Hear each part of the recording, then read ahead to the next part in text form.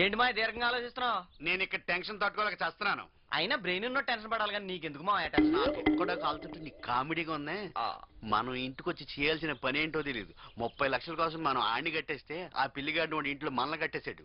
30 లక్షలు కాదు 30 కోట్లు వినపడుతుంది. ఎక్కడి నుంచి కనపడుతున్నాయి? ముందెలా కార్దుడు.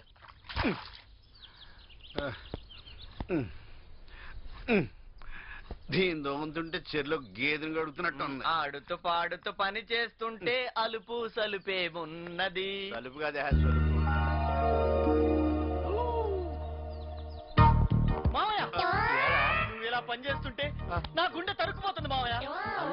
అవును మావయ్య, ఎవరి పని వాళ్ళు చేసుకుంటే బాగుంటుందని ఫేమర్ గారు చెప్పారు. ఆయన ఏం చేసేవాడు? ఆయన పని ఆయన చేసేవాడు, నా పని నేను చేసుకుంటా. అల్లుడు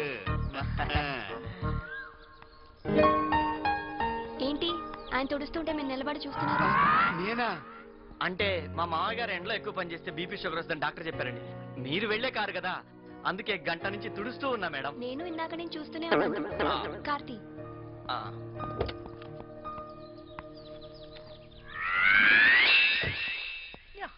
చాలా ఉందరా నీ దగ్గర.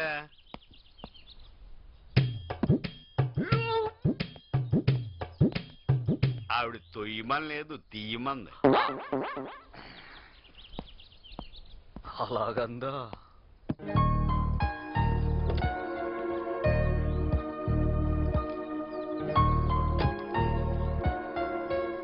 టైం అవుతుంది, తొందరగా పోనీ.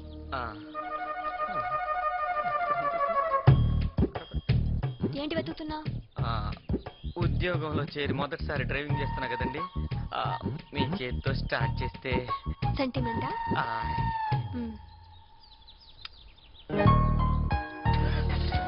కరెక్ట్ గా స్టార్ట్ చేసేది.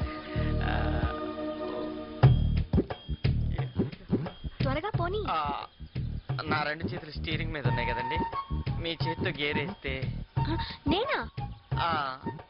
మీ అస్త్రాసి మంచిదని పని అమ్మాయి చెప్పింది, అర్థం చేసుకోరు.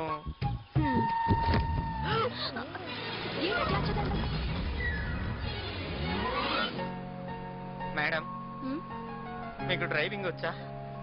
వచ్చు. బాగా వచ్చా? చిన్నప్పటి నుంచి డ్రైవ్ చేస్తున్నాను. అంటే మీ కారు గురించి బాగా తెలుసు అనమాట. తెలిస్తే నేను మీకు టెస్ట్ పెడతా మేడం. ఏంటది?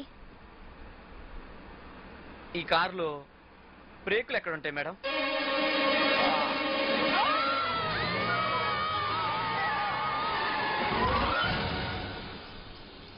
బుద్ధుందా నీకు?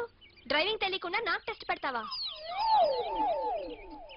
ఏంటా చూపు, సంతలో తప్పిపోయిన పిల్లల్లాగా? నువ్వు చేసిన దానికి నీకు పనిష్మెంట్ ఇంటి దాకా నడుచుకుని రావడం. రా.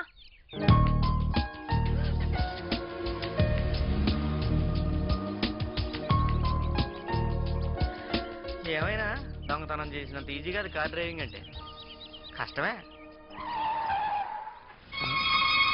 ఇదేంటి మళ్ళీ వెనకొస్తుంది?